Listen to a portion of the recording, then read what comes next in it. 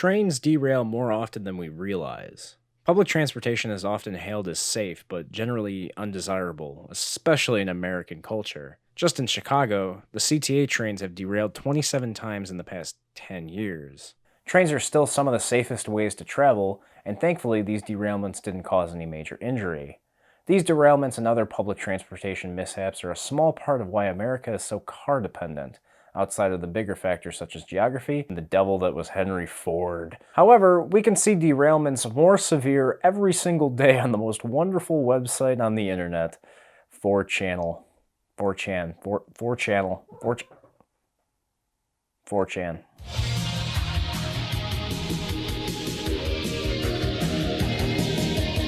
By the way, why are we wearing bras on our heads? Ceremonial.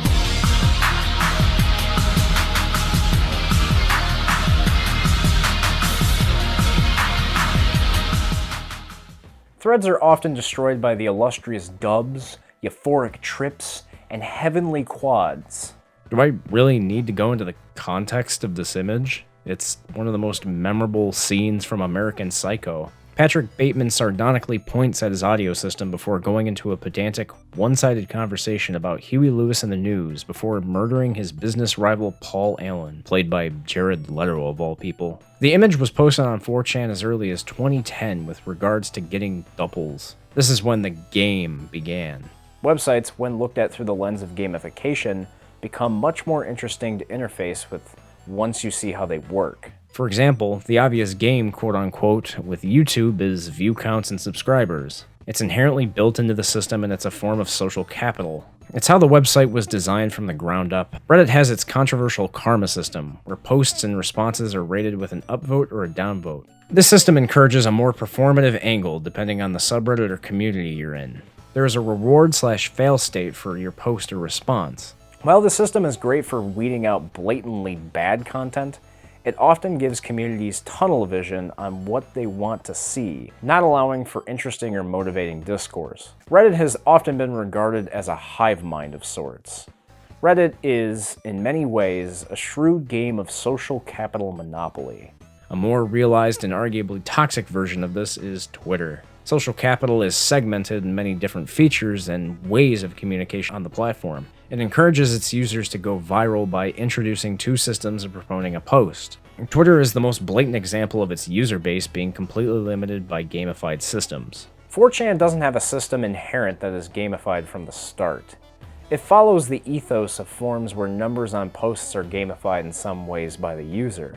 For 4chan specifically, the post numbers have become a source of memorable moments on 4chan. When someone gets dubs, they are often met with the aforementioned image, along with an enthusiastic reply. If the response was a counter-argument or something thought-provoking, as rare as that is on 4chan, getting the same number consecutively is often amplified, as it was ordained by some type of 4chan god. In some cases, threads themselves are based solely around the number system. Notable examples being Fitz push-up threads or Dub's get blank threads. There are many other examples of people rolling on 4chan for a get. What differentiates 4chan's systems are two things: the randomness and its community's willingness to use it. Reddit's karma system and Twitter's likes and retweets are inherent and required, but 4chan is an anonymous image board that is proliferated by its users communicating around one thing in a thread. I'm not going to bat for 4chan against the other platforms necessarily, but 4chan has one of the least contrived systems around user interaction, besides the main feature of being anonymous. The culture formed on 4chan was created uninfluenced by website design. In fact, it's kind of primitive even today. I'd argue that the post number game is a side effect of other websites utilizing these gamification systems. 4chan might just be mimicking what is seen as normal on other websites. Differentiating 4chan from other social media outlets illustrates everyone's cultural perception of 4chan, being that 4chan is more of an experience than what we would call a place. Unlike websites that require you to cultivate your own identity, the collective identity of Anonymous and the lack of inherent archiving or preservation requires the users of 4chan to develop what is called institutional memory. Institutional memory, simply put, is the experiences and memory held within a group which usually makes up a base of knowledge on a particular thing. This information is intangible. For example, let's say you have a close-knit group of friends who share inside jokes and nuanced ways of interacting with one another. If someone new comes into that group, they must experience and learn that information explicitly, meaning they are conscious of their own learning. For you, it's just implicit knowledge. You socialize with them in a normal way without even being cognizant of it. This idea has come to embody the experience of browsing, lurking, and posting on 4chan. Oh, and I'm, picking up this video after not working on it for 4 months. Sorry. I'm sorry you have to look at a better presentation. Instead of there being archival systems in place to preserve memory and culture on 4chan, users are required to screen capture notable content, which serves as a token of their experience. Unlike surface websites like Twitter and Facebook, even if you delete things, they're truly never gone. There are systems and indicators in place that preserve its own history for cultural capital, social capital, and also actual fiscal capital. Of course, this is due to how websites are constructed and operated. Unlike 4chan, most websites aren't an autonomous, self-perpetuating communal effort. Navigating and understanding how to experience 4chan requires a lot of context. The ease of use with websites like Twitter lend itself to not having institutional memory to begin with. Even though there are a ton of screen cap type posts, the identities of those behind the posts aren't interfaced in the same way 4chan does. Unlike Twitter, YouTube, or Facebook, 4chan isn't concerned with authorship. The proliferation of its culture and community have always been 4chan's implicit motive. Twitter and Facebook reflects normal society, where identity reflects accountability and credibility. The ephemerality, or shortness of an event, of 4chan undermines the meaning of identity on the internet. This may be why our cultural perception of 4chan is so divisive. We have a hard time pinning down or forming a concrete profile of the irony-shrouded image board. The post on 4chan uses a profile picture of what appears to be the Grinch in a mask holding a gun. Even though 4chan has had its influence in recent real-life events, our understanding of ideas and networking are still evaded by 4chan's anonymous culture. For that very reason, 4chan will always be on the fringe of the internet. Unless it adopts some type of central identity mechanism, not just trip names, it will always be a place that requires a bit of due diligence and careful observance to understand and interface with. The acquisition of social capital on Twitter and other websites versus cultural capital on 4chan are indicative of how we view content on the internet. I personally find myself viewing the creation of content on the internet to be a bit more cynical now than years prior. I think our desire to watch numbers grow sometimes outweighs our need to make good or fulfilling content. All too often I see viral tweets and think to myself, was this made from a need to express oneself holistically, or was it someone throwing a fishing line into the Internet of Things trying to bait out a banger tweet? That entire topic is another video for another time though. And again, I don't really want to go to bat for 4chan, but they have a more efficient way of shifting through crummy content. Mind you, the filter in which the content is valued is through the reflection of its own culture at the time and its institutional memory. Personally, I find myself shifting through minutes upon minutes of terrible tweets and content on Facebook, knowing that this is filtered by an algorithm suited to feed you more. Likes and retweets that create discursive discourse are more of a need to appease an algorithm over natural communication. Then again, the algorithm is a man-made horror beyond my comprehension. From a broader perspective, an algorithm on Twitter, and this very website that you're watching this video on, is just a more efficient way of sharing things to a larger group of people. To add levity to my arguments, my experience of 4chan is entirely on being a lurker who has tipped his toes in a pond a few times in certain communities. The most I participated in was a bit of more gamified threads on alternative sports and wrestling, usually posting under threads of Dubs is going over tonight on Raw. Now that this video is completely derailed, I guess I'll quickly talk about the two funniest things I've ever done on alternative sports and wrestling.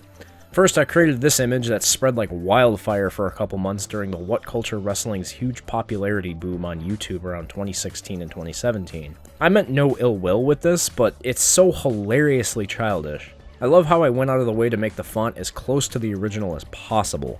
The second thing I did was this post during WrestleMania 2017, or WrestleMania 33, posting this hypothetical. If an atom bomb, roughly the size of the ones dropped on Hiroshima and Nagasaki, were dropped on the stadium during WrestleMania, how would the industry be impacted as a whole? Would wrestling just be dead? A ton of people in the industry show up there, so most of wrestling would just cease to exist in some capacity, right? This thread ended up provoking such amazing replies as, "What the fuck are you planning, Anon?" And, "Even if that happens, Roman Reigns is still going over tonight." Since there was no way to properly archive any of that data, I had to share that personal anecdote outside of anonymity. Unlike the perfect memory of many websites, whether or not that content was worth saving is entirely up to its denizens of 4chan, and it's very unlikely someone watching this video right now remembers that thread at all. I still can't find the screen cap that I swore I took. I've searched for hours through my phone. And you know what? I could be lying to you. Who knows? Now it's time for Poop Room Platitudes. Hey, I've been waiting for 2 hours to take a dump. How long are you gonna be in there? I'm almost done. Christ, you've been in there 3 weeks. We have one bathroom. You had to set up a whole studio in there. Are you kidding me? I'm not going to my parents again, okay? I'm sick of it. I'm almost done. I'm almost done. Jeez. Dude, I just calm down. Calm down. I'm putting down my knife. You're pushing it. I'm putting down the knife. I'm going to unlock the door. I'm going to unlock the door. All right. Yep. It's unlocked. You son of a...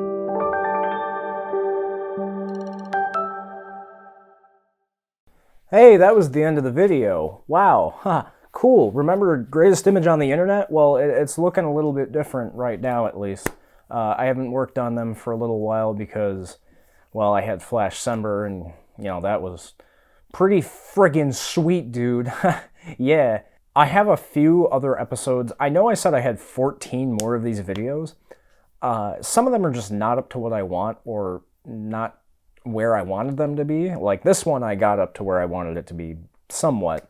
I wanted to make it more like my older content rather than what Giotti started as. At the moment, I'm kind of on a roll with writing. I like the writing I've been doing. It's been really exciting to do. I feel like I'm more intellectually in tune with what I want to do with my YouTube channel. Instead of them coming out weekly, they're just going to come out every so often over the next few months, because I have a lot of other projects that I want to work on that I'm much more excited about, and stuff that I feel like I can do a lot better with. And because of that, I think they'll be better off. Like, I still have one where the intro is pretty insane. That I have to wait for a season to change to do that one, just to do it. Also, COVID makes it really hard. But yeah, thanks for watching. This end slate's too long. I'm sorry. Bye!